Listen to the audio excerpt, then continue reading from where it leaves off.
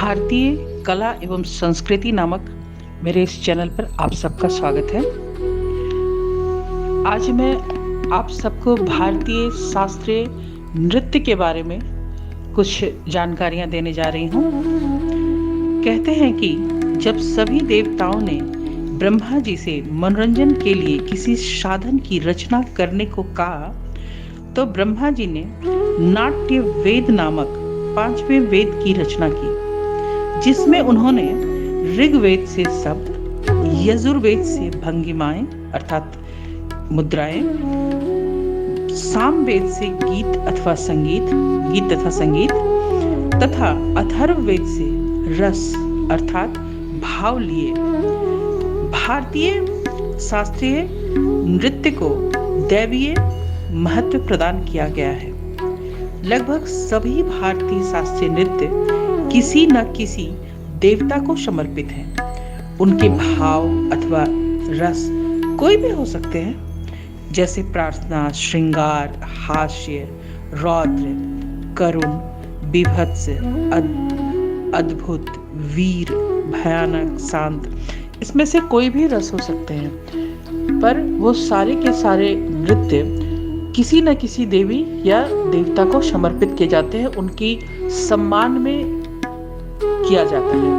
और ज्यादातर जो नृत्य है उसका विकास जो है वो किसी न किसी मंदिर में हुआ है, जहाँ का भी वो रहा हो, चाहे भरतनाट्यम हो या ओडिसी हो, पर ये सारे ही नृत्य जो है वो देवदासियों द्वारा विकसित किए गए और किसी न किसी देवता को रिझाने के लिए या उनके सम्मान में या उनको मनाने के लिए, मतलब इस प्रकार ही देवी देवता को ही समर्पित किए गए जितने भी प्राचीन शास्त्रीय नृत्य हैं।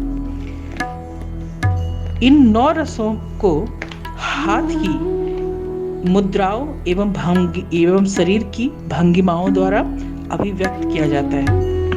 कहते हैं कि कुल 108 आधारभूत मुद्राएं हैं।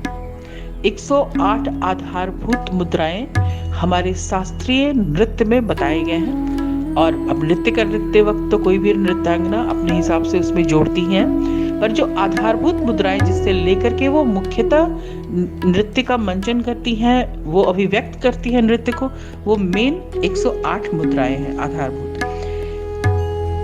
जिसके द्वारा किसी भी विशिष्ट भाव का चित्रण किया जाता है।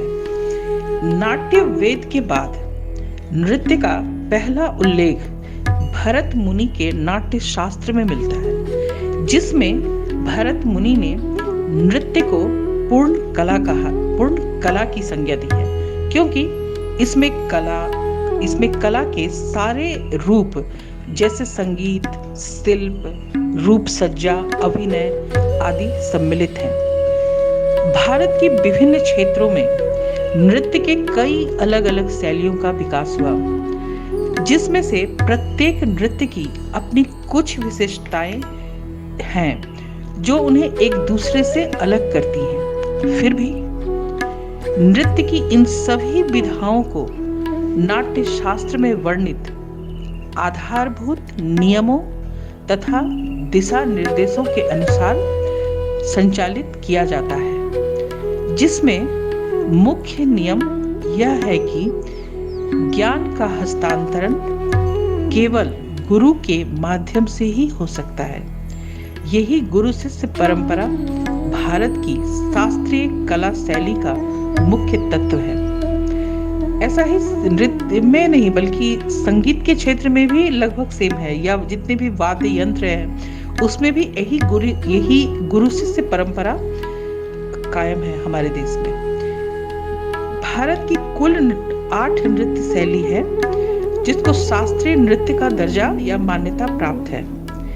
यह मान्यता संगीत नाटक अकादमी द्वारा दी गई है। इसमें जो सम्मिलित 8 प्रकार की शास्त्रीय नृत्य है वो इस प्रकार हैं: भरतनाट्यम, कुचिपुड़ी, कथकली, मोहिनी अट्टम, ओडिसी, मणिपुरी, कथक एवं सत्रिया। दोस्तों, मैं आपको अपने इसी कला एवं संस्कृति चैनल के अगले वीडियो में मैं आपको इन 8 प्रकार के नृत्य के बारे में विस्तार से बताने वाली हूँ। नमस्कार।